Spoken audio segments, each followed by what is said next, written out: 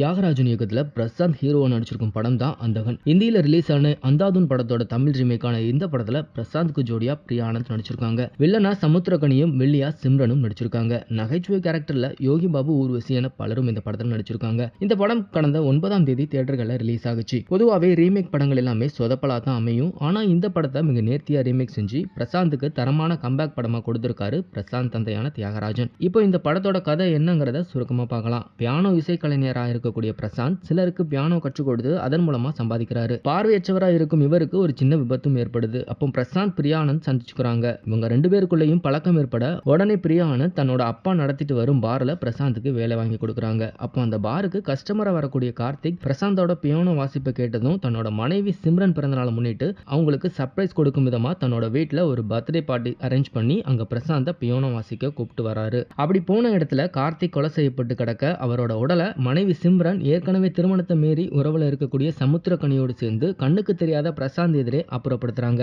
இது பார்வையற்றவரான பிரசாந்துக்கு தெரிய வர அவர் பெரிய பிரச்சனையில சிக்கிறாரு. இதுக்கப்புறம் என்ன நடந்துச்சு, பிரசாந்த் அந்த கொலையில இருந்து தப்பிக்கிறாரா இல்லையா அப்படிங்கறதுதான் இந்த படத்தோட மீதி கதை. இந்த படம் ஏற்கனவே ஹிந்தியில வெளியாகி ஹிட்டான நிலையில இந்த படத்தை மறுபடியும் தமிழ்ல ரீமேக் பண்ணி படத்தை ரசிக்கும் விதத்தில் எடுத்திருக்காரு தியாகராஜன். இந்த படம் ரிலீஸ் ஆன முதல் நாள்ல 65 லட்சம் மட்டுமே வசூல் செஞ்சதாகவும் போக போக இந்த படத்துக்கு பாசிட்டிவ் விமர்சனங்கள் வர தொடங்கியதால 2வது நாள் வசூல் அதிகமாகிருக்கு. அதாவது இந்த படம் 2வது நாள்ல 1.19 கோடி வரை வசூலாகிருக்கு. நேத்து சண்டேங்கிறதுனால அந்தகன் படத்தை பார்க்க ரசிகர்கள் தியேட்டருக்கு வர ஆரம்பிச்சாங்க. இதனால இந்த படத்தோட வசூலும் கணிசமா அதிகரிச்சிருக்கு. அதாவது 3வது நாளான நேத்து 1.15 கோடி ரூபாய் வசூலாகிருக்கு.